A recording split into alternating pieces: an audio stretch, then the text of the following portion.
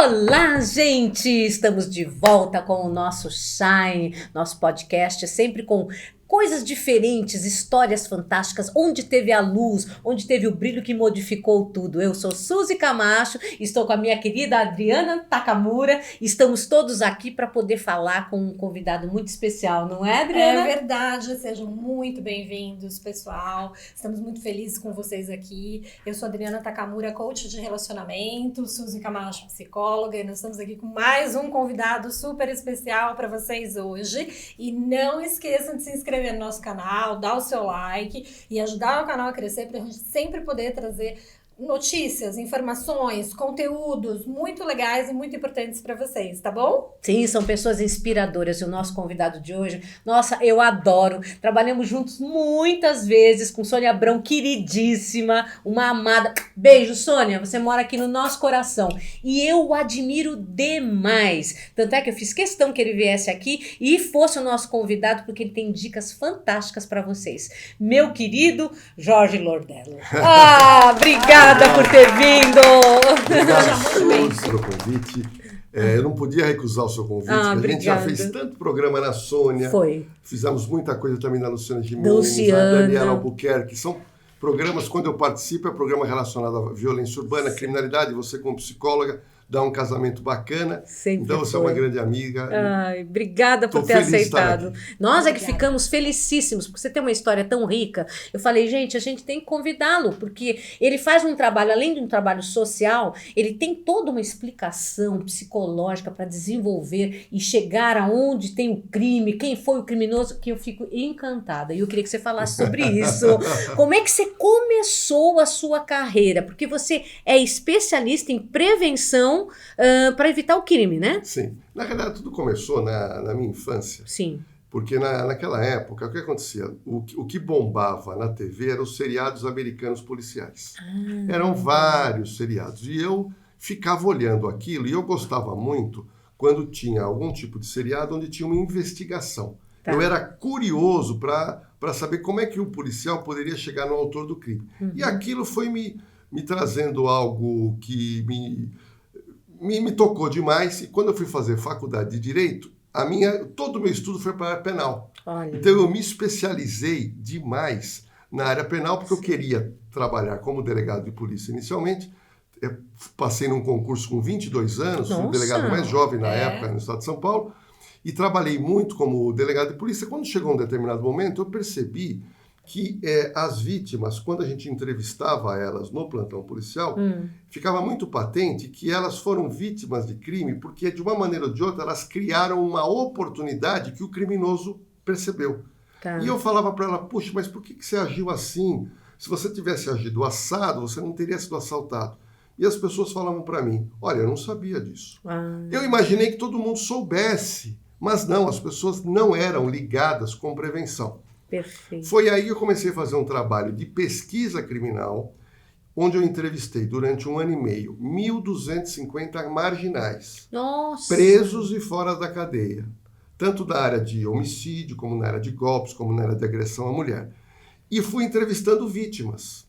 E aí eu fiz o quê? Eu entrelacei a visão do criminoso, a visão da vítima e aonde eu poderia tirar uma fórmula de criar uma técnica, uma estratégia, uma orientação para evitar problemas com crime. Quando eu falo crime, não é só o assalto na rua, é o golpe. É também a questão de relacionamento, onde muitas mulheres são agredidas, muitas mulheres são assassinadas. Tudo isso poderia ser evitado se as pessoas pensassem mais em segurança, fossem mais proativas. E tudo isso me fez a construir um livro que eu lancei em 1998, chamado Como Conviver com a Violência.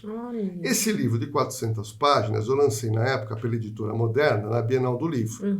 Mas eu não entendia nada de obra, eu escrevi na raça, foi feita uma capa bacana e a gente lançou o livro na Bienal.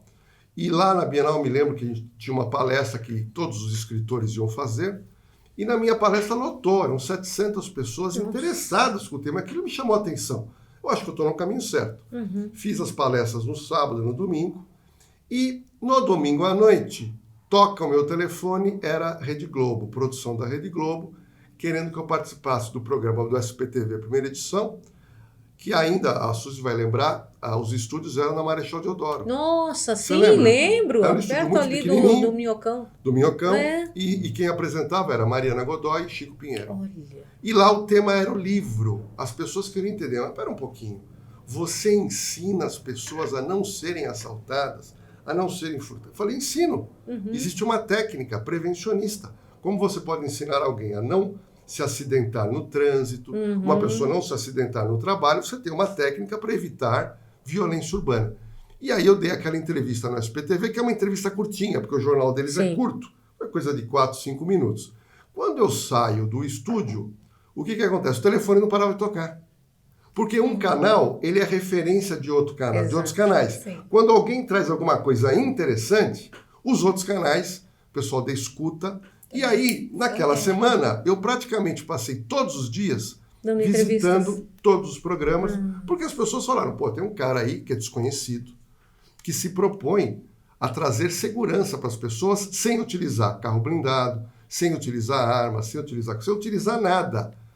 A única arma que eu ensino você a adquirir é utilizar a sua arma interna, que é você agir preventivamente. Perfeito. E a partir daí, a gente começou a participar de programas de televisão falando sobre dicas de segurança. Foi quando o irmão da Sônia achou muito interessante, o Elias Abrão, e me convidou para participar de um programa com a Sônia Abrão, porque tinha um crime na época para ser discutido.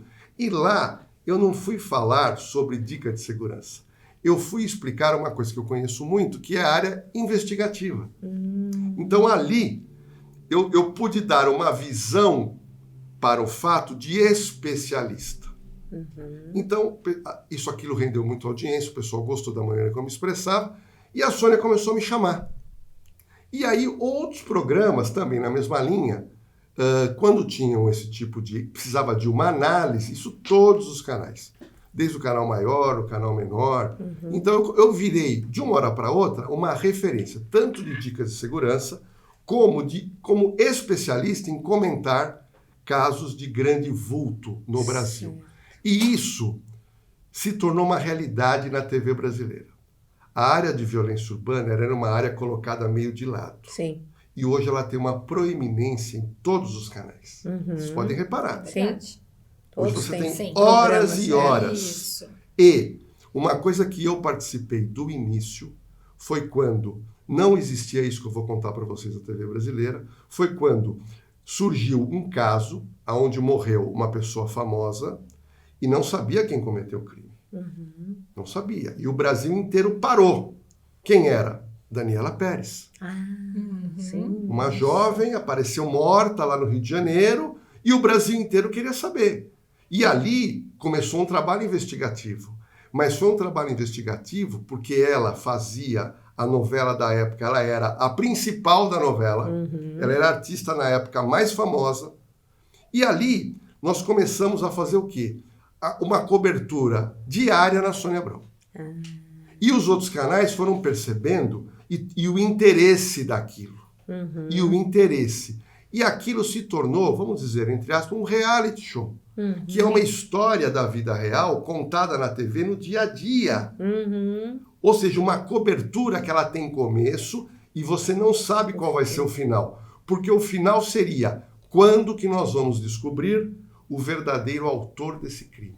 E depois de descobrir o autor, as pessoas querem saber da condenação. Sim. E o processo normalmente demora meses para ter o tribunal do júri ou uma condenação. E as pessoas ficam ligadas. Então, houve um start, no caso Daniela Pérez, e aí a imprensa percebeu que aquilo era algo diferente. Sim. E na Sônia, a cobertura sempre foi a melhor, e eu vou dizer o porquê. É um programa à tarde de 2 horas. Então você podia dissecar o problema em 2 horas. Sim. Sendo que os outros programas falam um pouquinho. E eles querem tratar de diversos temas. Sim, sim. O Elias Abrão, a Sônia Abrão fizeram o que? Não, vamos pegar só esse caso. E a gente destrinchava o caso inteiro, trazendo, às vezes, a pessoa que era suspeito, testemunha, fazendo uma coisa que eu criei na televisão, que foi as simulações. E aí, aquilo foi crescendo. Mas até aí, eu acredito que ninguém de televisão tinha noção da dimensão disso. Aí veio o caso mais emblemático da TV brasileira, que foi o caso Isabela Nardoni. Nossa. O caso Isabela Nardoni, essa menina que em 2007 foi jogada do 6º andar do edifício London, aqui na Zona Norte de São Paulo, uma menina desconhecida. Sim. Mas era uma menina, uma criança, que foi jogada. E ali, a família, logo no início, disse o seguinte, olha, o caso foi um ladrão que entrou aqui em casa e jogou a menina. Mas aquilo não me engoliu. Mas, inicialmente, você tem o pai, a madrasta, contando uma versão. E aí é o seguinte, todo mundo queria saber, quem matou Isabela Nardoni? E aquilo começou, todos os canais cobrindo quase que diariamente, quando isso virou uma verdadeira comoção social. Só se falava em Isabela Nardoni nas redes sociais e na televisão. Sim. Os canais, principalmente a Rede Globo, que não tinha esse hábito, teve que mudar a grade para cobrir Isabela Nardoni. Para cobrir aquilo. Porque o crime era extremamente complexo. Sim. Extremamente complexo. Porque não adianta você desconfiar de alguém. Você tem que provar. Tá. Para a polícia e para a justiça, vale a prova. Não tem prova, absolve ou nem faz processo. E as provas foram difíceis e demoradas. Então você tem o caso da Isabela Nardoni. Se você pegar de 2007 até a condenação, demora aí 3 anos. Nossa. De interesse popular. Me recordo de uma pesquisa feita pelo Datafolha que 93% da população brasileira acompanhava diariamente a televisão para saber de Isabela Nardoni. Nossa. Foi uma coisa que inexplicável. E depois de Isabela Nardoni, nós tivemos crimes de interesse e aí virou uma modalidade de cobertura na TV brasileira. Então são N crimes, desde Elisa Samúdio, com o goleiro Bruno, o caso da Mércia Nakashima, foi aquela moça que foi jogada lá na represa de Nazaré Paulista. Sim. Nós tivemos o caso também da Elise Matsunaga, que assassinou o marido aqui na Zona Oeste, na Vila Leopoldina. Sim. Então, são casos emblemáticos em que você precisa de uma investigação para se chegar a uma autoria. E a população vai ficando tensa, querendo saber. E quando aparece um suspeito e a população começa a acreditar que esse suspeito realmente ele é o autor, as pessoas adquirem uma raiva. E aí você pega Suzane Richthofen. Nossa. O Brasil tem raiva dessa moça. Quando as pessoas veem, eu posto alguma coisa sobre Suzane, você vê as pessoas descarregando a sua neurose, a sua raiva. Por quê? Porque aquilo chocou. Você matar uma filha, você matar um pai, você matar uma mãe, você matar uma namorada grávida, como o caso do Bruno. Sim. E isso se tornou uma coisa impressionante na TV. Então as emissoras, elas se especializaram em fazer coberturas demoradas, que eu chamo de um reality show. Né? Então eu tive a felicidade de começar com isso, me especializar em cobertura. E a vantagem que eu tenho, também depois quando veio o WhatsApp, Sim. é que por ser uma pessoa e rede social forte, por ser uma pessoa de credibilidade, eu tenho fontes que me trazem informação em primeira mão. Pelo WhatsApp? Eu recebo, olha, eu tenho fontes no Brasil inteiro, de gente que me acredita no meu trabalho, e eles mandam para mim, nenhum canal tem. Entendi. Eu tenho essa informação, vou passar para a Rede TV, nos programas, ou faço um determinado comentário, porque acaba chegando hoje para mim uma imagem, um áudio, ou alguém que fala, Lordelo, aconteceu isso. Lordelo, foi assim. Sem contar que todos os crimes de repercussão caem aqui para mim. Eu tenho aqui, para vocês terem uma noção, de mais ou menos, de grupos de policiais, de pessoas envolvidas com segurança privada, mais ou menos eu devo ter no meu celular, mais ou menos 3 mil pessoas no Brasil. Nossa! Então eu recebo todo dia uma bateria de fotos, de vídeo, uma bateria. Eu vou verificando, tem muita coisa interessante, mas Sim. que você... Às vezes lá no interior da Bahia, tem o cara me manda. Sim. Mas quando o crime é de repercussão, eu fico ligado 24 horas no meu WhatsApp. Por quê? Eu sei que vai chegar coisa na frente para a gente poder analisar e passar para o público a análise daquele documento. Eu me lembro muito daquele cantor que morreu naquele acidente de trânsito, aquele cantor famoso, sertanejo. Como é que O Cristiano Araújo? O Cristiano Araújo. O Cristiano Araújo, quando aconteceu o acidente, eu fui, acho que, a primeira pessoa que recebeu aquele vídeo horrível da autópsia do corpo. Eu recebi aquele vídeo logo, que é um vídeo que você não pode mostrar em TV. Sim. Não pode mostrar em TV. No caso recente agora da cantora Marília, eu recebi as fotos imediatamente. Nossa.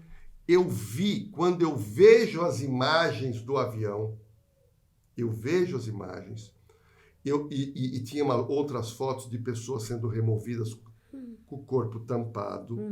E aí eu abri a internet para ver, alguém da produção da Marília disse, olha, Marília está bem. Está bem, Só que quando eu vi as imagens do avião com a minha especialidade, eu falei, é praticamente impossível alguém sobreviver. Mas tomara que, por uma sorte milagrosa, tenha acontecido com ela, saiu com vida. Mas a queda do avião, naquela altura, é praticamente impossível, porque o corpo ele é jogado numa velocidade, numa força tão grande, que não há como resistir. Se você resistir, você vai estar praticamente tetraplégico, paraplégico, e é muito complicado. E ali eu já percebi que ela teria morrido, e depois de algumas horas foi confirmada a morte dela. E tudo aí começa uma investigação em cima disso. Então, eu me especializei nesse processo, eu tenho essa felicidade de ter um bom nome, as pessoas confiam no meu trabalho. E outra coisa, a Suzy me conhece bem, eu não faço sensacionalismo. É verdade. Eu não grito. É verdade. Eu não chamo ninguém, o vagabundo. Eu gosto de lidar com o público, porque eu estou entrando na casa das pessoas. É verdade. Eu acho que eu prendo atenção levando para o público uma informação que ele não tem. Isso. Ou uma análise que ele não tem. Exatamente. Então eu faço um respeito com o público, mas eu levo sempre. As pessoas, quando me veem na TV Polor, dela vai trazer novidades. É verdade. E aí a gente consegue trazer audiência, né, hoje para a Rede TV. Sem dúvida. E qual foi um caso, assim, você estava falando que foi muito emblemático para você, que você percebeu quem teria sido criminoso? Olha, eu poderia ficar aqui com todos os casos que eu fiz, são casos emblemáticos. Eu tive acesso aos advogados. Eu tive acesso àquela coisa que está lá embaixo, que às vezes a gente não pode falar em TV. Tá? Mas o programa que teria que ter assim, alguns dias para a gente falar de tanto caso emblemático. Quando eu vou em festa, casamento, aniversário, as pessoas se aproximam. Lordelo, o que aconteceu no casamento? Eu começo a falar. Suzy, junta 30 pessoas. Todo mundo tem interesse. A pessoa quer saber de crime. Palestra, né? Crime chama atenção. Sim. Mas eu me recordo, existe uma coisa muito interessante, talvez vocês não saibam. Investigação de homicídio de autoria desconhecida, você tem que ir no velório. É velório. Explica isso. Olha isso, hein? Velório. É mesmo? Por quê? Homicídio é velório. Por quê? faz. No velório, você tem a conversa de boca. No velório, você tem a observação do que está acontecendo. Então, quando é homicídio, e geralmente o homicídio está ligado a alguma pessoa perto. Concorda? Sim. O homicídio não é uma coisa aleatória. Ninguém vai matar alguém que não conheça. Ele mata porque tem um motivo. Eu sempre digo, ninguém morre de graça. Existe motivo. Então eu vou atrás do motivo. Então velório, eu adoro ir em velório. E na época da Suzane Richthofen, um crime bárbaro, porque não me entra na cabeça um casal de idosos serem mortos à paulada dentro de casa e roubaram porcaria. Isso o criminoso não faz. Quando eu tenho essa imagem, isso é crime de mando. Isso não é um latrocínio, não é um assalto. Na minha cabeça. Você começa a formar um quebra-cabeça. E aí eu falo, bom, vamos no velório. Vamos no velório. Bom, o velório foi concorridíssimo. Por quê? Porque era um casal de classe média alta, morto dentro de casa, a paulada. É uma coisa diferente. Com certeza. E na realidade a mídia, ela quer divulgar o quê? As coisas diferentes. Sim. Exemplo, divulgar um furto de carro, um roubo de carro é uma coisa comum. A imprensa não vai ficar divulgando, roubaram um carro na rua tal. Não, você vai divulgar um caso diferente. Sim. E aí eu estive lá, a imprensa estava lá, e eu quando vi, chegou a pessoa fundamental, é a família. Sim. São os 2 irmãos. E eu vi a Suzane Richthofen, o irmão um pouco mais atrás. Havia um senhor com a mão assim, do lado, tipo assim, confortando, que eu imaginei que fosse um tio, um senhor de barba. E ela, de topzinho e barriga de fora. Aquilo Já chamou me atenção. chama atenção. Sim. Aquilo me chama atenção. Aí eu faço uma análise, em seguida, do choro. Não é todo mundo que chora, a gente tem que entender isso. Sim, Não é todo claro. mundo que chora. Tem gente que chora, tem gente que fica razão. calado. Mas ela tentava chorar e a lágrima não saía. Então aquilo também, analisando as questões de movimento de corpo, análise corporal, também me chamou muito a atenção. E o pior é quando eu fico sabendo que no dia seguinte ou no outro dia, na mansão onde eles moravam, alguém ali comemorava o aniversário, agora não me lembro, foi feito um churrasco.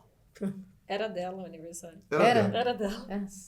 E Foi um dia depois, antes do aniversário. esse senhor de barba foi o advogado dela. Então ali a gente cria uma possibilidade daquela moça ter participado. A gente não pode cravar. Foi ela. A gente tem que ter responsabilidade nesse sentido. Mas era uma possibilidade. E aí as provas foram acontecendo. E aí ficou evidente que era ela. Então, para mim, aquela cena marcante Sim. foi a cena. Uma outra cena marcante para mim foi na morte da Mércia Nakashima. Vocês lembram? Que Lembro. ela namorava com um ex-policial militar, que era Sim. advogado, não sei o quê. Ele sempre negou e nega. Ele está preso e nega o crime. E eu estava conversando numa reunião com a Sônia Abrão, com a Elias Abrão, com o Luciano Caproni, com o Marmita, com o pessoal dela lá.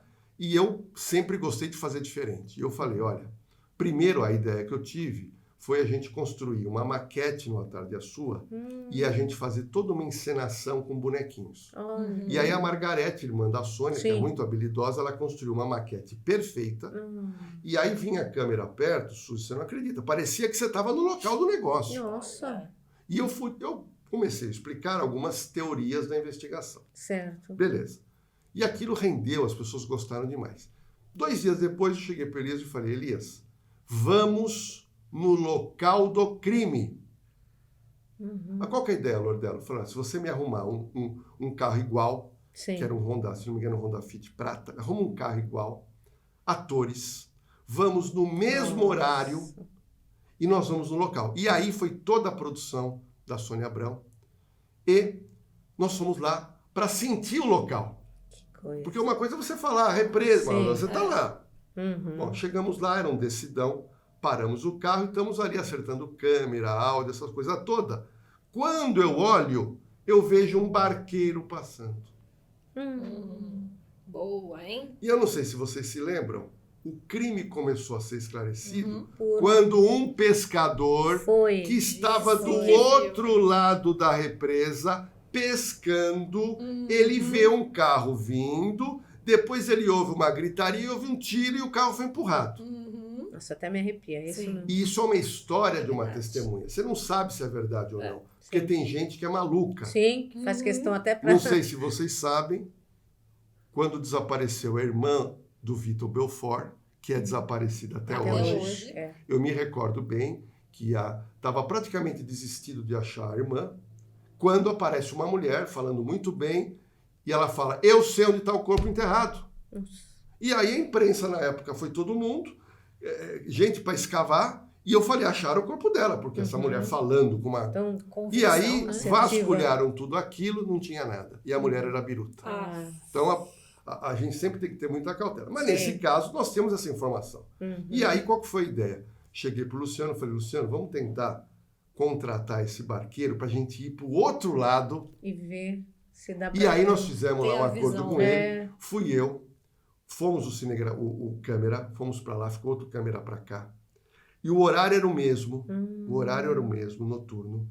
Todo mundo naquele silêncio. E aí, nós simulamos os gritos Sim. e um disparo, um barulho Olha. de simulado. Para mim, o que eu queria saber é o seguinte, se eu conseguiria Ouvir. ver e ouvir, que a distância era grande. Tá. Sim. Então eu estava com a câmera, então nós pudemos reproduzir aquela cena do carro descendo.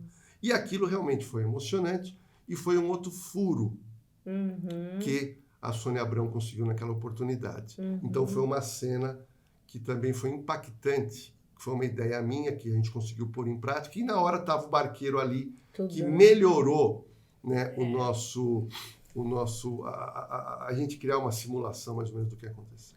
Nossa, né? A percepção toda. É uma inspiração, você vê? A pessoa está tão focada que ela consegue, no teu caso, você está tão focado que você conseguiu ver oportunidades para uma reconstituição que foi perfeita. Sim. E você escreveu um livro também agora, não é? Sobre outros casos. Me vários. conta. É escritor, sobre... Ele é escritor, Então, com certeza. Escritor, nos conte também. Eu tenho 9 livros lançados. 8 no Brasil, um livro em Madrid, na Espanha, que foi distribuído para 28 países, todos falando sobre prevenção.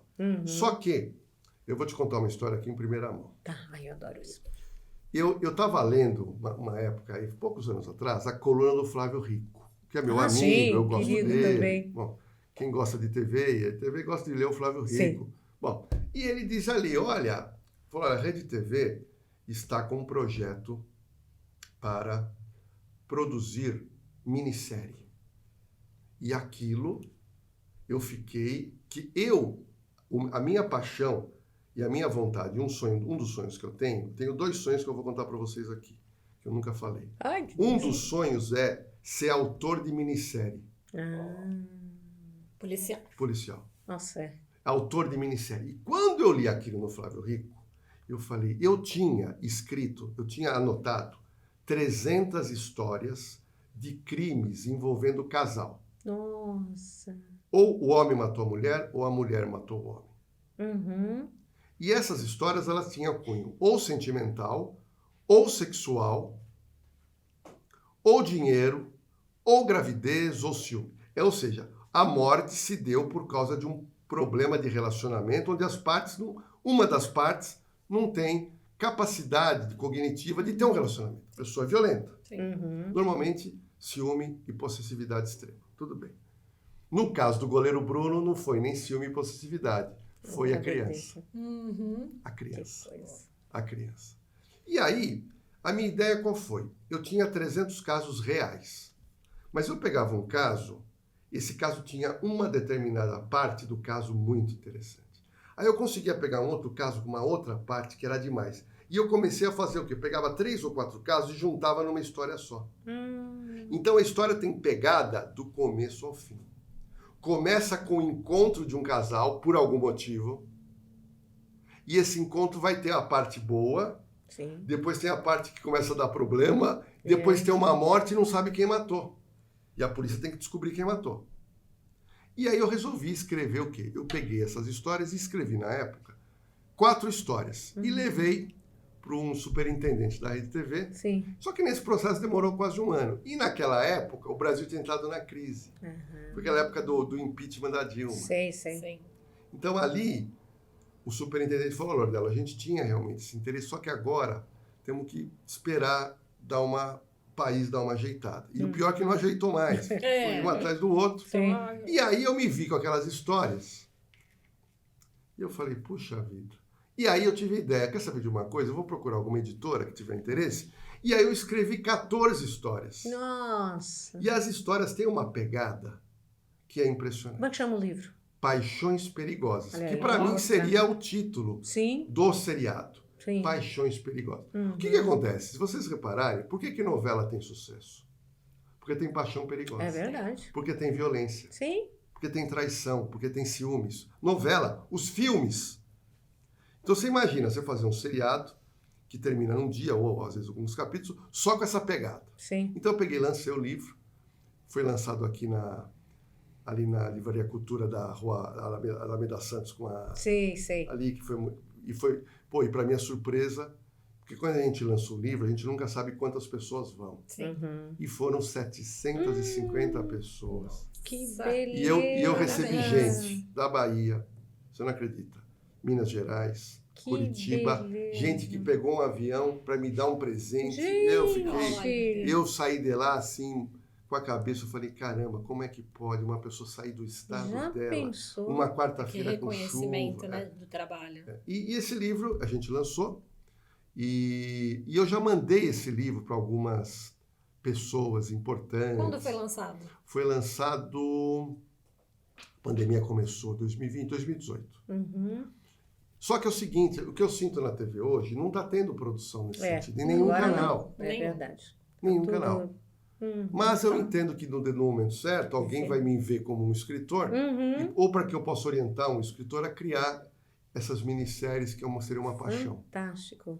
E me fala assim, como você trabalhou como delegado, você foi percebendo como é que falava a pessoa inocente, como é que falava a pessoa... Dá umas dicas pra gente, assim, o que você nota quando uma pessoa fala que aquilo, tem alguma coisa aqui que não cheira bem? Olha, eu vou dar uma dica para você descobrir.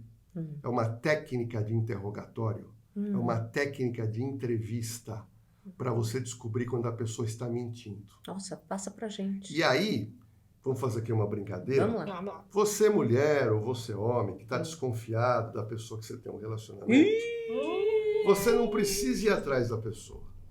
Você vai utilizar a técnica que eu vou te ensinar agora. Nossa, vai bombar. E você vai descobrir se o seu amado, o seu namorado mentiu para você ou não. Ótimo. Vai bombar. E isso eu fiz muito, né? Eu fiz muito isso na Sônia Abrão, fiz muito isso no programa da Luciana Gimenez com pessoas que... Bom, eu vou contar um caso aqui, depois me lembro, só para a gente não esquecer. Você lembra daquela moça que acusou aquele pastor famoso, deputado federal, em Brasília? De estupro? Ah, sim, lembro. O nome dela, você lembra? Sei. Ela caiu comigo lá na Luciana Gimenez e eu apliquei a técnica da entrevista nela. Como é que foi? E ela ficou torta. Ela ficou torta. A partir da... Porque o pastor... Como é que ele chama o pastor? O pastor, ele não podia sair de casa. Porque você imagina, uma mulher bonita, que trabalhava lá, que rodava lá Brasília, ela faz um boletim de ocorrência de estupro contra o cara. Ele não podia sair mais de casa. Sim. E aí todo mundo vai inicialmente acreditando na vítima. Sim. Mas vamos voltar primeiro. Eu tô louca pra saber como é que você descobriu. Ele tá no suspense, gente. Mas vamos voltar aí vamos lá, na todo mundo técnica para você descobrir um mentiroso. Tá. Então a técnica é o seguinte. A técnica, o mentiroso, ele mente no geral, mas ele não consegue mentir no detalhe. Ele mente no geral. No detalhe é impossível, porque é mentira. Certo. Então eu vou criar aqui, hipoteticamente, uma mulher casada que tem um marido. E esse marido, no final de ano agora, ele disse para a mulher, olha, eu estou saindo aqui da empresa, mas eu não vou aí com você para casa agora, porque nossos amigos aqui da empresa, a gente vai fazer um happy hour aqui na Vila Madalena, a gente vai fazer um happy hour lá. Ah, tá bom, bem, fica à vontade. E ele foi fazer o happy hour. Então, chegou em casa, ele costuma chegar às 6 horas, 7 horas, chegou 11 horas. Até aí, tudo bem. Só que a mulher está desconfiada. Então ela vai chegar, o marido chega em casa, numa boa, como é que você tá? Papapá, pipipi. Quer comer alguma coisa? Não, eu comi lá, a gente fez o happy hour. Ah, que legal. Vocês foram aonde? Eu te falei, fomos lá na Vila Madalena. Ah, que bacana. Sim. Em qual barzinho que vocês foram? Ah, no barzinho tal. Ah, que bacana. Quem que foi, hein? Ah, foi o pessoal lá da empresa. Ah, me conta, eu quero saber quem foi. Ah, não, foi o João. Foi a Marília, quem mais? Que legal. E aí, você comeu o que lá? Você falou, comeu, né? Você comeu o quê? Eu comi lá umas tapiocas. Aliás, do que você comeu? Tapioca, não sei. Sim. Bebeu o quê? Tá. E me fala uma coisa, fiquei curiosa de ir lá. Quanto que custa essa tapioca que você comeu? Quanto custa a dose de uísque que você falou que tomou? E você começa a ir no detalhe. Sei. E aí, sabe o que vai acontecer? Quando você começa a fazer isso com o mentiroso, ele vai explodir, ele vai falar, para de me encher, para. Ele não tem como sustentar o detalhe, porque ele não foi na Vila Madalena. Ele está criando, mas ele nunca espera o detalhe. Tá. E aí, a pessoa gagueja, a pessoa fica suada e a pessoa corta a conversa. Isso é muito complicado. E aí, tudo que esse marido, exemplo, falou, do pouco que ele falou, se você pegar o carro e for procurar aquele barzinho, você vai ver que o que ele falou, a bebida não custa isso, que aquela comida que ele falou não vende, e acabou. Então ali está provado que ele mentiu. Onde ele foi é outros 500. É uma mentira, é o detalhe mesmo, né? Mentira é detalhe. Agora, em entrevista, eu vou ensinar uma segunda técnica, que é o seguinte. Quando alguém é acusado de alguma coisa que não fez, qual que seria naturalmente a reação de uma pessoa acusada de algo que não fez? Fica nervosa, explode, fica não brava. Fiz, né? Imagina, Vai ficar indignada, no mínimo. Você fica indignado. Claro. E eu dou o seguinte exemplo, já fiz isso em palestra. Você está numa festa, ou você está no seu ambiente de trabalho, e uma pessoa percebe a subtração do celular. Sumiu o celular. Aí essa pessoa, está todo mundo lá conversando, ele fala, olha, sumiu meu celular. E aponta, olha, Sandra, o negócio é o seguinte, me entrega o celular, que eu sei que foi você. E você no meio de um monte de gente, e não foi você. Qual que é a sua reação? Nossa, eu ficaria indignada. Eu ia dar uns pulos lá. Não, você voa no cara. Você tá tem maluco? a indignação do inocente. Sim. Porque o inocente, ele não se defende. Porque ele não fez. Na cabeça dele, é uma calúnia. Agora, imagina em todos os crimes famosos, onde você tem alguém, ou um policial, ou alguém de uma família, te apontando, você matou a fulana de tal. Olha a gravidade disso. Olha a gravidade. Alguém te acusar de um crime gravíssimo, de um roubo, de um homicídio. E aí a pessoa vai num programa de televisão e começa a se defender. Ela não tem indignação. Porque ela não consegue. Ela tenta se mostrar uma vítima do caso, de um engano, mas ela não consegue ter indignação. Ainda mais um programa de TV, onde a pessoa está ali meio que apertada. E isso foi o caso da moça, então? Então, como é que foi? O caso dessa moça foi muito interessante. Por quê? Porque alguns dias já havia sido noticiado. Sim. E aquilo ganhou uma repercussão muito grande. Porque o deputado é pastor, tem uma igreja, e acontece um negócio desse. Então, ela foi entrevistada. E ali como uma vítima. É óbvio, eu jamais ia apertá-la. A pessoa, você a princípio, você tem que dar votos àquela que está dizendo. Mas eu, por ser convidado para participar do programa da Luciana, e ela aceitou, ela vai ter que responder. Sim. Eu quis fazer uma cronologia daquele negócio. Tá. E o pior, eu sou especialista em análise de risco para condomínio. E o deputado mora num apartamento funcional. E um apartamento, para entrar e para sair, você tem regras. Sim. Você tem câmeras. E eu comecei a pontuar detalhes. E eu queria saber detalhes. Até para entender a acusação.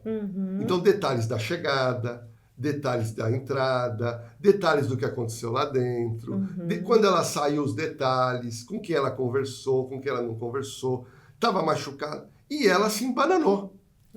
Ela se embananou. Ela se embananou porque... Não era verdade, né? Não conseguia destrinchar. E depois de 15 dias, mais ou menos, a Luciana trouxe o pastor. Que é um direito dele, é óbvio, a poder dar a versão dele.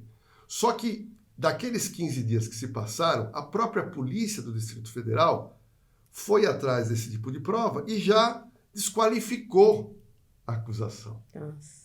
Então ele já tinha ido, quando ele foi no programa, ele já estava numa situação que ele já não era mais visto e apontado como estuprador. Mas teve uma cena que me tocou, que eu estava na maquiagem da RTV, ele entrou e ele me viu, e ele veio, me deu um abraço e me agradeceu. Olha. Falou, olha, Lordela, sua participação naquele programa me fez poder sair de casa.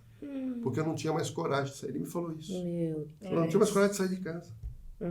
Porque muita as vida pessoas da te pessoa, veem, né? as pessoas Já te julgam, acusam. exatamente. Porque Já hoje tá é assim. culpado, Então, foi também um Já tá caso, julgado. foi um programa emblemático, um programa tenso, em que a gente pôde colaborar com a verdade. Sim. Não é colaborar com sensacionalismo, que é uma coisa que eu não gosto. Claro. Mas é esclarecer. E naquele dia ficou muito claro, depois nas minhas redes sociais, muita gente já começou. Muita gente que estava acusando o pastor, ali já levantamos inicialmente a dúvida. Sim. E depois a Polícia Civil do Distrito Federal apurou e concluiu que não aconteceu. Nossa. Então, isso são fatos que acontecem e são marcantes. E essa técnica que você falou também, por exemplo, um psicopata, que já é um mentiroso contumaz, vai funcionar? Vou explicar uma coisa. Há um erro na TV, há um erro que algumas pessoas cometem na TV e as pessoas fora da TV. Uma pessoa cometeu um crime grave. Exemplo, Elise Matsunaga cortou o marido, colocou numa mala, jogou o marido fora. Todo mundo já fala, é psicopata. As pessoas tendem a pegar um crime de violência e relacionar com psicopatia. E isso não é verdade. O psicopata, você tem diversos graus de psicopatia. A maioria não é violento. A maioria é o cara que faz sacanagem no serviço, sacanagem na família. Ele tem esse grau de psicopatia, que é o cara que não tem sentimento. Exato. Então, mas há uma mania de alguns apresentadores. Olha, ele cometeu esse crime horrendo, é um psicopata. Psicopata, só quem determina é um profissional da área de saúde mental que faz um laudo e aponta, esse fulano de tal é psicopata. Por exemplo, muita gente fala que Suzane Richthofen é psicopata. Não existe laudo nesse sentido. Ela é dissimulada? Ela é dissimulada, mas não existe ninguém cravou que ela é psicopata. Porque as pessoas falam psicopata para tentar desfigurar ainda mais a imagem daquela pessoa, mas isso é um erro tecnicamente. O que eu posso dizer para vocês, tanto sua pergunta é inteligente, nós, no nosso convívio normal, nós somos pessoas boas. E somos pessoas educadas, somos pessoas que trabalham e que respeitamos. Nós aqui, a maioria das pessoas não tem contato com violência. Eu tive contato com muita violência. Vocês nunca tiveram. E eu pude aprender, entrevistando criminosos em cadeia, que existem pessoas que nascem com uma índole boa, uma pessoa carinhosa, e tem gente que nasce com uma índole agressiva. Ele não é psicopata. Vou dar um exemplo. Lutadores de MMA. Sim. Eles nasceram com uma personalidade voltada para aquela agressividade. Porque eu já fiz karatê, um pouco de judô, mas eu gostava de fazer como luta. Eu não tenho agressividade para fazer aquilo. Você precisa ter, é uma coisa meio que in natura. Só que existem pessoas que nasceram para agressividade e para matar. Então, vou dar um exemplo. Você pega uma briga num colégio, duas pessoas estão brigando, você derruba o seu desafeto. A pessoa que tem consciência, ela dá um chute na barriga. Mas ela não vai dar um chute na cabeça. Exatamente. Porque na cabeça, ele sabe que ele fala, na cabeça não. Então ele tem um limite. Sim. O violento fala que se dane, pô. E pá, e chuta a cabeça e mata o cara. Exatamente. Então você tem o psicopata e você tem o violento. Que é o cara que é violento, ele não é psicopata. Ele gosta de violência. Eu tenho alguns amigos, vocês devem conhecer. Vocês já devem ter conhecido gente que gosta de brigar. Sim. Gente que te encontra, eu fui em tal lugar, arrumei confusão. O outro briga na pancada. Não mulher, que mulher é mais discussão. Sim. Mas homem que briga direto. Tem cara que pega um Uber e arruma briga. O outro pega... Ele não percebe. Ele não percebe que ele é o brigando da história. Que é a natureza. Que é a natureza. Ele tem que fazer um trabalho com um psicólogo para ele se entender. Então, quando eu faço essas coberturas, eu jamais... é psicopata. Jamais. Por quê? Só quando um profissional da área de emocional vai falar, é psicopata. Sim. Agora, tem outro caso que eu lembrei agora, muito interessante, e vocês devem ter assistido, que é aquela chacina naquela casa de policiais militares que matou a família. Eu lembro. Família Pesseguini. Sim. Família Pesseguini. Aquele caso emblemático. Toda a família morta numa casa. E nós começamos a fazer a cobertura na Sônia. Sim. A Sônia me chamava. Mas a gente faz o quê? Uma cobertura técnica. E ali, outros profissionais começaram a ventilar que era uma facção criminosa. Muito interessante. Sim. E até que surgiu um vídeo que apareceu o garoto dirigindo o carro. Vocês lembram? Lembro. E ali eu juntei o quebra-cabeça, para mim ficou muito claro Antes do laudo da perícia da Polícia Civil, antes do laudo, para mim ficou muito claro. O garoto matou a família e cometeu suicídio. Ficou muito claro.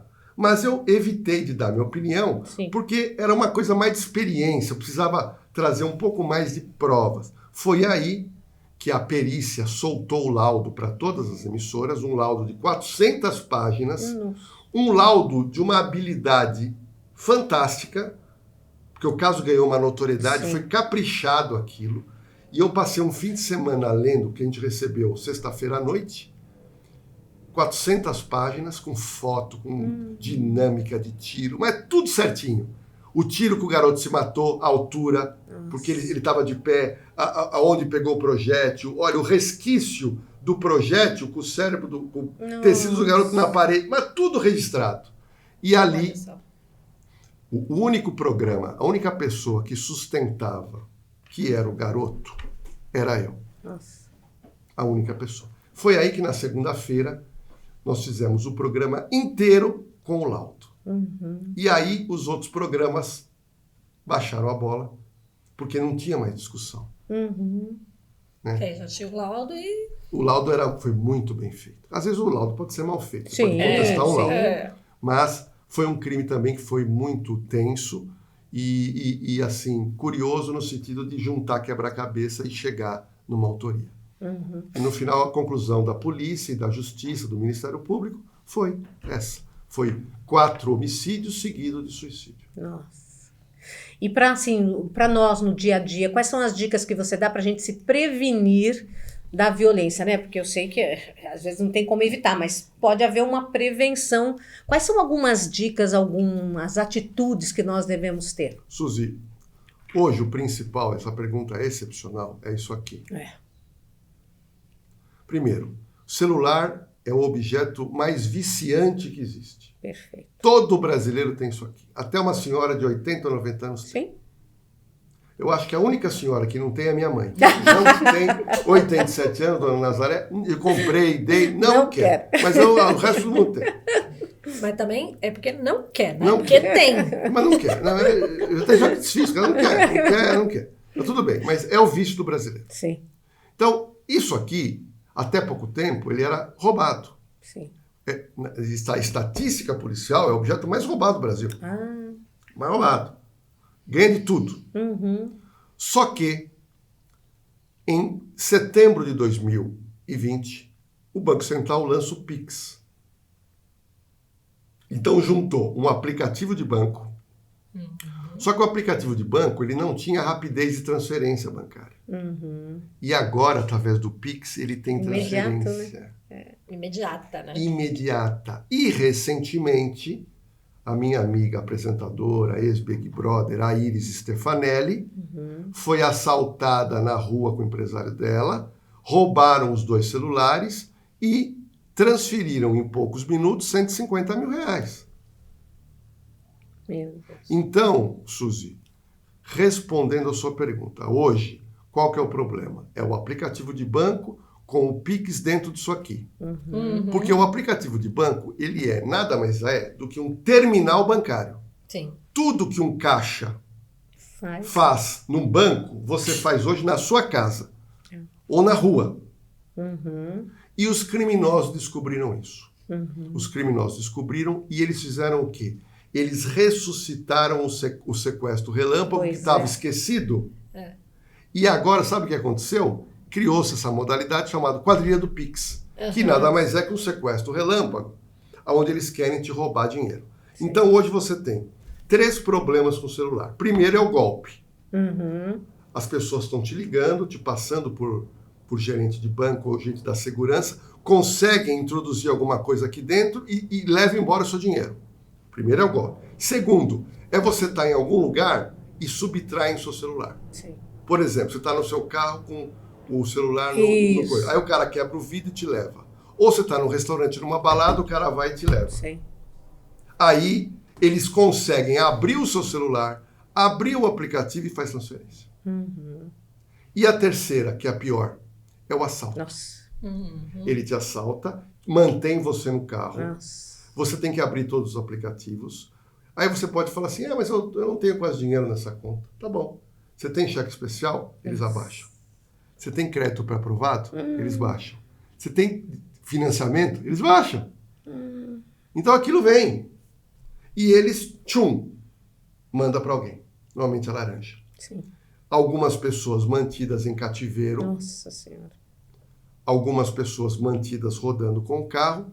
E, infelizmente, eu posso dizer, não é poucas pessoas. Assim, o número no último ano, esse ano, acredito que só em São Paulo, mais de 20 pessoas vítimas de latrocínio. Nossa que é quando Senhora. o crime acaba com morte.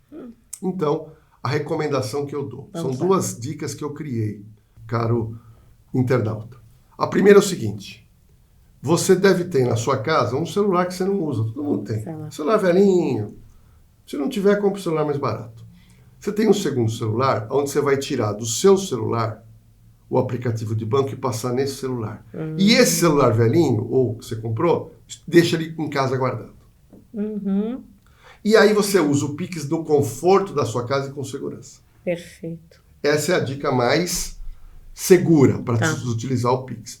E a segunda dica, mas eu gosto do Pix, facilita a minha vida, tá bom. Mantenha no seu celular um aplicativo de banco com uma conta simples e totalmente bloqueada em relação a qualquer tipo de crédito. Você só vai ter o dinheiro que você tiver depositado ali.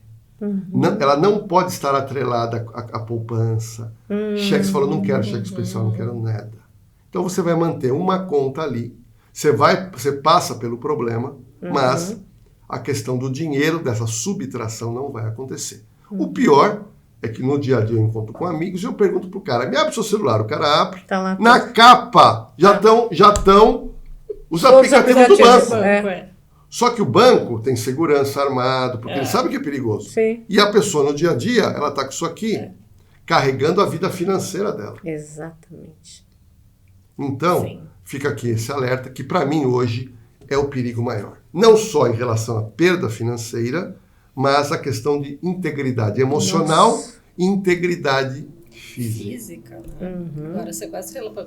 E o WhatsApp também, né? Hoje tem sido muito usado para os golpes, né? Olha, quais são os mais comuns? O golpe da moda do WhatsApp hoje é alguém que conhece, ele tem o seu número. E através do seu número, ele pegou a sua foto do WhatsApp. Sim. A Suzy me ligou, ela deve ter reparado que eu não tenho foto. É verdade. Eu não tenho foto. Eu recomendo não usar foto.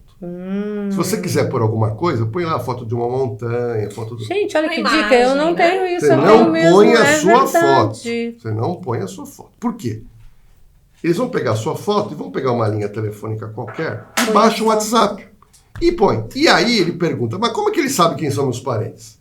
Você está em grupo de WhatsApp que tem 300 pessoas e você não conhece ninguém. Sim. Você está no seu Facebook. É verdade, Face.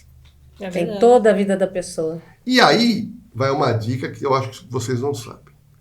O Facebook, ele pede para você cadastrar o seu celular. Para você receber Isso. aqueles códigos de segurança que é bacana. Só que, às vezes, você cadastra o seu celular e você deixa os números do seu celular abertos ao público.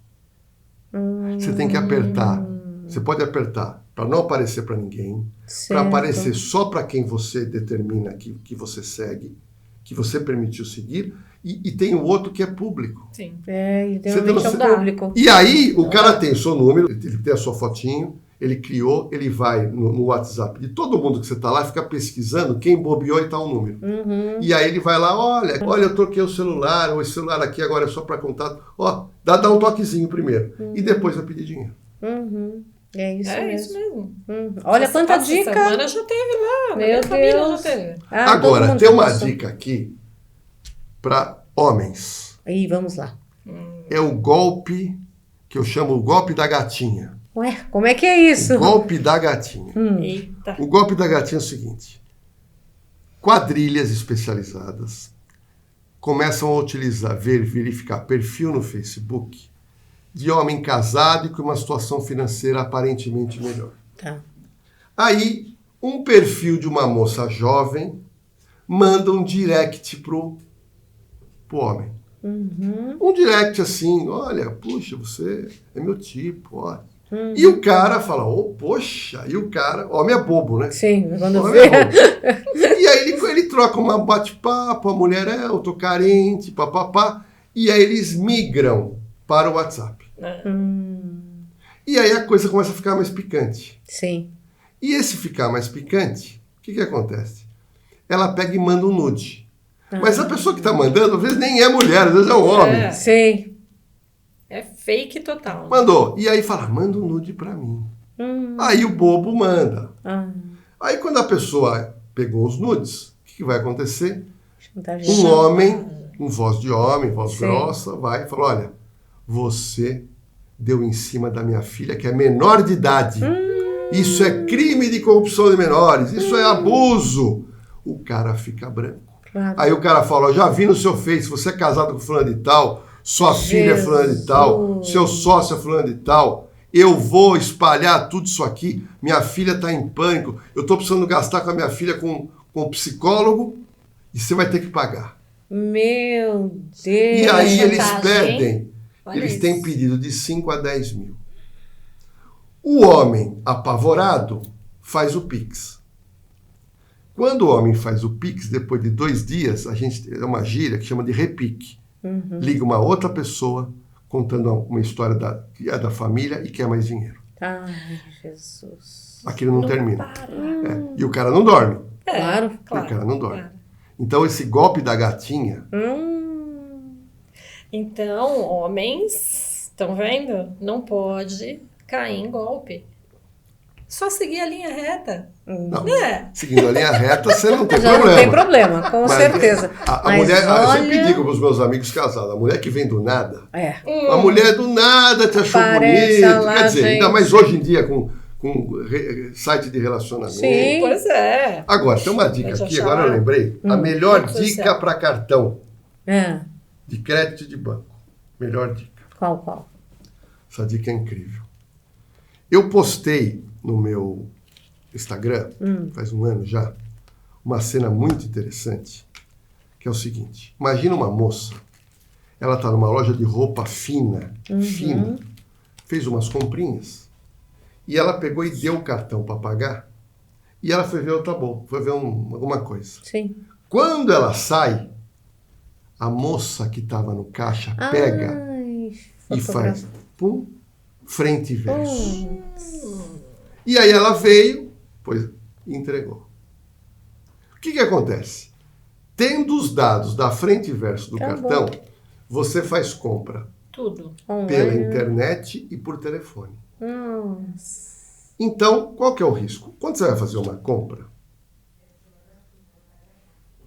a pessoa ela pega o seu cartão e ela vira, porque ela quer ver o código de segurança. Exatamente. E você fica vulnerável. Certo. Então, o que eu fiz? Eu coloquei um adesivo. Olha aí, gente. Um adesivo Excelente no dica. código de segurança. Se o nosso amigo Perfeito. internauta nem faz compra pela internet, pega uma faquinha e risca esse código de Você não segurança. faz. Então, com isso aqui, você já elimina que você, em qualquer tipo de compra, a pessoa pegue e, Olha. quando ele olhar, ele falou, esse cara é malandro, Sim. esse cara é prevenido. Uhum. E aí, eu recebi um telefonema de uma empresa que eu fiz palestra, em que o diretor agora é italiano, e ele caiu num golpe muito engenhoso. Ele entrou num aplicativo de Sugar Daddy. Ai, meu. Até aí, Sim. tá sabendo, Tá vendo? beleza, ele é separado, Sim. ele mora aqui no Brasil, em São Paulo, é italiano, tá aí tudo bem. E ele começou a sair com uma menina. Uhum. Pagava lá não sei quanto, e passeios, né? Sim. E ela passou um fim de semana, alguns fins de semana na casa dele, mas o último fim de semana que ela passou, não sei o quê. No dia seguinte ele foi trabalhar. Quando ele liga o celular, começa a cair um monte de compra. Um monte de compra. Um monte. Que dava aí quase 10 mil reais. E aí ele ligou para a operadora e falou, mas eu não gastei nada. Eu não saí do meu apartamento. E aí começou uma investigação. E aí a pessoa falou assim, olha, não foi golpe eletrônico, golpe digital. O senhor fez compra com um cartão físico. Ele falou, não, mas domingo eu estava com a minha namorada. Uhum. Aí qual que foi a conclusão? E aí é um golpe. É um golpe. Tanto pode a mulher fazer como o homem. Sim. Ela, Suzy, carregava na bolsa dela 2 maquininhas de débito. Gente! E ele, como ela estava com ele já quase 3 semanas, toda vez que ele ia pagar, ele digitava a senha. Então ela decorou a senha. Então, quando ele foi tomar banho, ela pegou os cartões dele e ela estava com 2 máquinas. E ela começou pá. E essas máquinas, sabe como são abertas? Por estelionatários. Porque hoje você compra uma máquina dessa já cadastrada pela internet. Nossa. Que cai numa conta aberta por laranja. Nossa, que Meu quadrilha Deus, mas também. muito engenhoso. Não é engenhoso? Nossa, Então, com certeza. hoje, está tendo esse problema também. Então fica aí uma Fiquem dica atentos, hein? que pode acontecer alguém estar com uma máquina de débito consigo e sabendo essa senha e tendo o cartão, fazer um gasto. E tá do seu, a pessoa, o inimigo está do seu lado. E aquele o golpe agora de aproximação, né? Que cartão de aproximação agora virou um problema, né? Quer dizer, era para ser bom por causa da pandemia, que você não digitava nada. Essa pergunta é bacana, essa pergunta é bem legal, porque essa tecnologia é feita para nos ajudar. Sim. Só que o criminoso, isso vulnerabiliza. Então, eu não tenho, mas existem aqueles cartões com Wi-Fi, né? Que é uma tecnologia que você aproxima. Tudo bem. Só que eu não sei por quê, até R$200 não precisa pôr senha. Que é para facilitar. Sei. Então, você aproximou, debitou. Acima de 200, você põe a senha. Tudo bem. O que o malandro brasileiro? Porque o brasileiro malandro, ele não quer trabalhar. Sim. Impressionante. Então, ele faz o seguinte. Ele está no metrô, ele está numa festa, ele está no shopping apertado, ele está numa loja agora, final de ano. Ele pega uma maquininha que faz a leitura. Então, ele põe na maquininha lá R$199. Aí ele pega a maquininha, Suzy, vai se aproximando das pessoas no ônibus, no metrô, e ele encosta a maquininha perto da bolsa da mulher. E aí? E se ela tiver um cartão habilitado com isso, pum, ele faz a compra. Meu Deus. Então, eu tenho recomendado, para quem gosta desse tipo de tecnologia, você pode ter um aplicativo no seu celular que para você fazer essa compra utilizando esse sistema, você tem que desbloquear.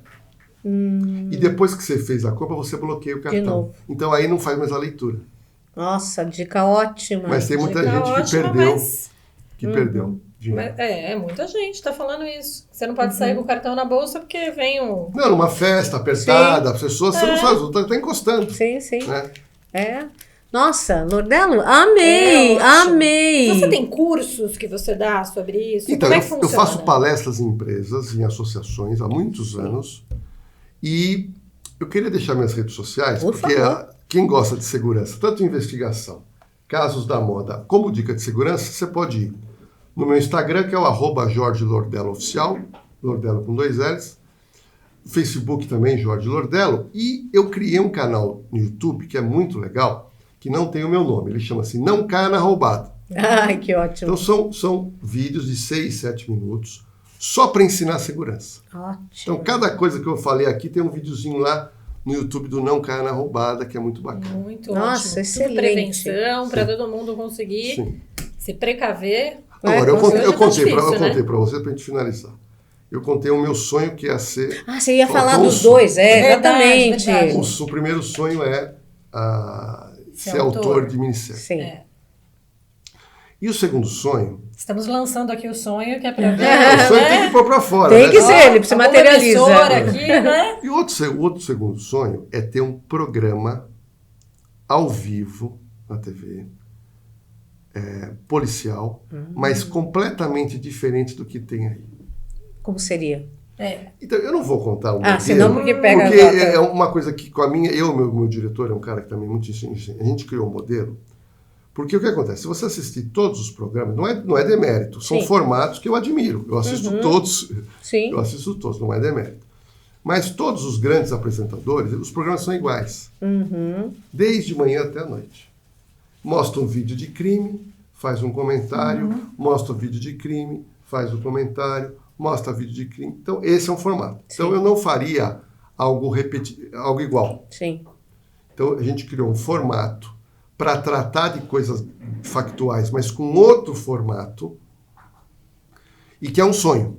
Já bateu na trave, na RTV, não deu certo. A vida você tem que ter garra, insistência e paciência. Né? Exatamente. Vai acontecer. Mas são certa. 2 sonhos aí que a gente tem que mirar. Porque se não tiver sonho na vida, você não vai para frente. Não, com Hoje certeza. você tem um programa, né? Então, O modelo dele. Então, hoje eu apresento Operação de Risco, que é um programa extremamente criação da Rede TV, é um reality policial. O Operação de Risco embarca câmeras especializadas nesse tipo de coisa. A gente coloca câmera na viatura, câmera no policial, o câmera acompanha e nós acompanhamos a ocorrência, começo, meio e fim. É verdade. Imagens que ninguém tem. E você já passou algum episódio aí dramático, perigoso? Não, nós pegamos situações de estresse com a polícia, mas preservando sempre a segurança do nosso cinegrafista. Sim, existe uma técnica, porque o nosso cinegrafista não pode correr risco. Claro. Sim. Mas a gente já mostrou as câmeras que a gente embutiu na viatura, nos policiais, os áudios. Então, imagens inéditas que ninguém tem. Porque é uma imagem que foi captada no começo, meio e fim. Então, eu vou dar um exemplo. Nós tivemos um caso recente. Nosso câmera estava numa viatura da Força Tática da Polícia Militar em São Paulo, patrulhando. Você não sabe o que vai acontecer. Sim. Quando eles verificam uma caminhonete de luxo, novinha, o policial suspeitou, consultou a placa, a caminhonete era roubada no dia anterior. Nossa. Aí a viatura vai atrás, manda o cara parar, o cara vira a primeira direita e começa a fugir. E a viatura perseguindo e as câmeras que a gente embutiu estão lá, o câmera atrás. E 20 minutos de perseguição, ao vivo. O que fez esse rapaz? Ele vai para uma comunidade carente, para uma favela. Porque lá era o terreno dele. Sim. E na comunidade só passa um carro. Sim. Sabe o que o garoto fez? Você não vai acreditar. Ele vem com o carro, ele viu uma senhora tomando sol na calçadinha que era mais curta. Ele enfia o carro na calçada, passa por cima das pernas da senhora. Meu Deus. Anda mais 20 metros, ele vira o volante, ele desce do carro aos 20 km por hora em movimento e sai correndo. Ou seja, ele trava a rua. E ele sabia que o policial ia socorrer a mulher. Claro. Sim.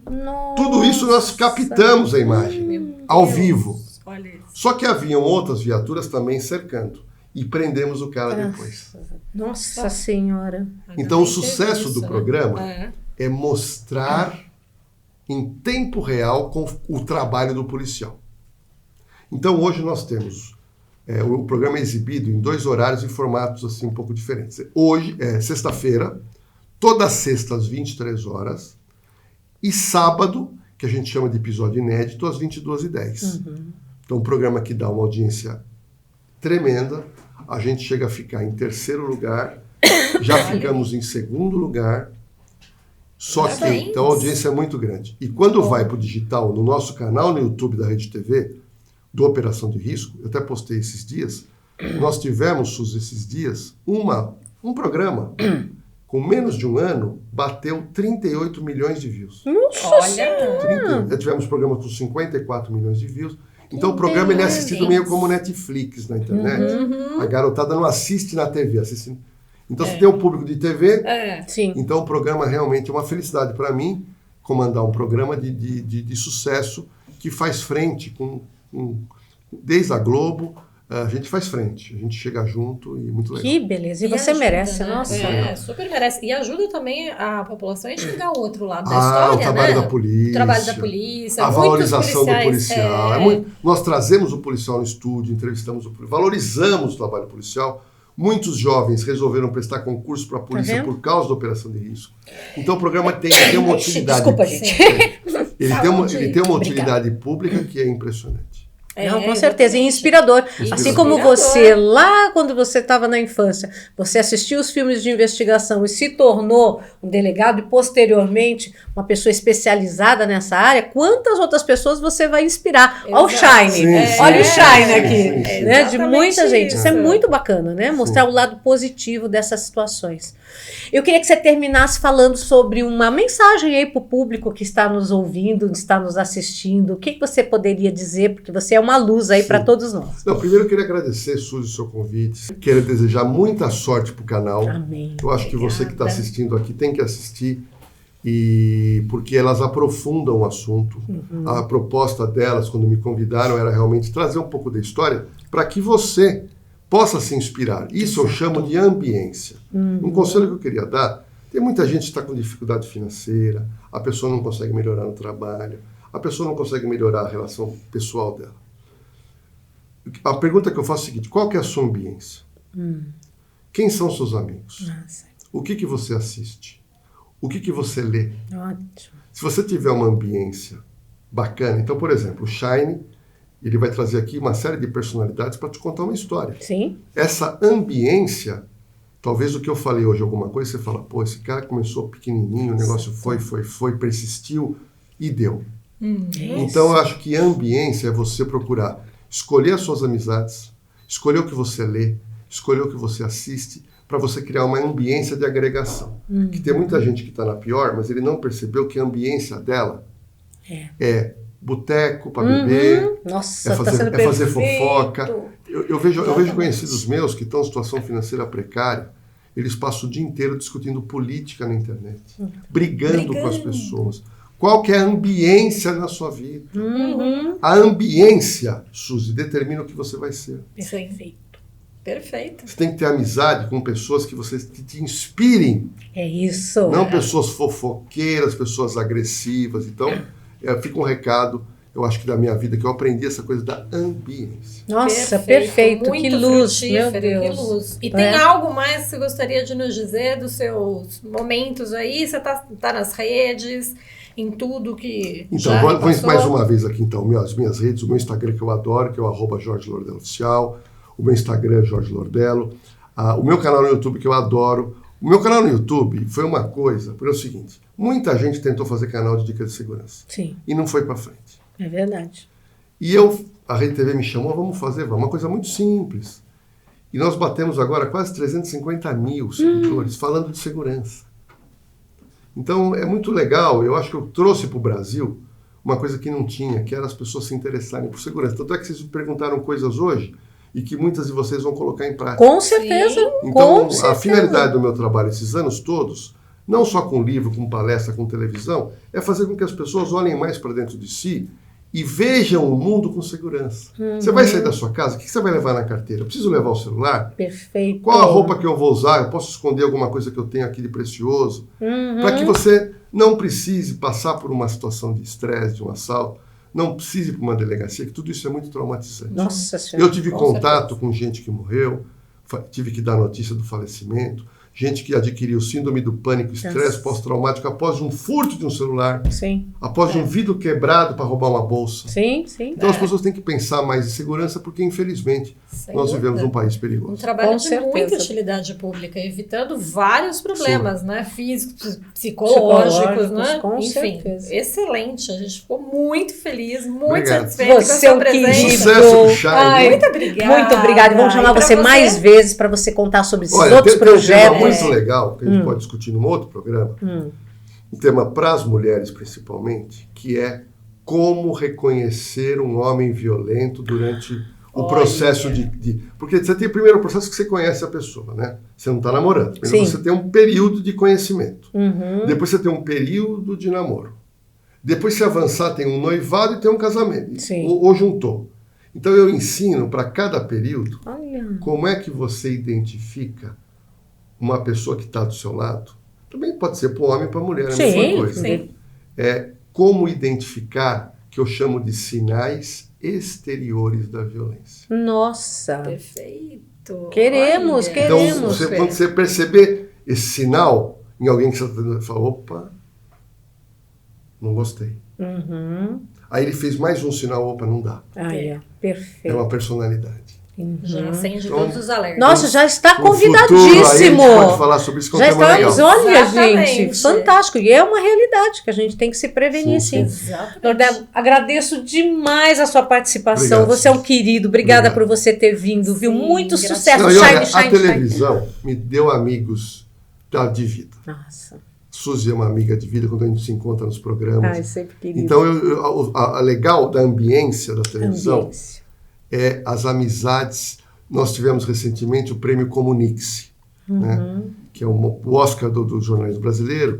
E lá a gente encontrei tanta gente que eu já fui num programa há 20 anos. Então, essa ambiência que você cria, hoje a minha ambiência é muito televisão, Sim. E eu tô aqui hoje por causa dessa ambiência da amizade que eu tenho com vocês. Ai, obrigada. Eu já conheci mais uma ambiência aqui. Obrigada. Muito obrigada por você ter vindo, Gratidão. Sucesso. E olha, vocês fiquem aí e inscrevam-se no nosso podcast, tá? Porque é muito importante, porque agora a gente vai dar continuidade, vou chamar de novo o Lordello para ele falar sobre esse assunto tão interessante, sinais que uma pessoa pode oferecer demonstrando que ela é agressiva. E aí você já tem a escolha de manter o relacionamento ou não. Não dá para dizer que não sabia, viu? Então você não pode perder. Inscreva-se que a gente vai mandar esse link para você assistir o nosso podcast. Exatamente. E mandem suas dúvidas, perguntas, sugestões. Não esqueçam.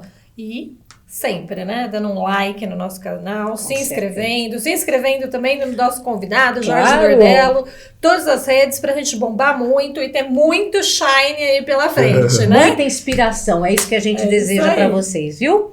Um beijo grande e até a próxima. Valeu, tchau, pessoal, tchau. Obrigada, gratidão. Valeu. Legal. Você arrasa. Bom, Você arrasa. É muita coisa, um tema interessante. Né? E passa tão rápido, né? Nossa, olha isso. Foi?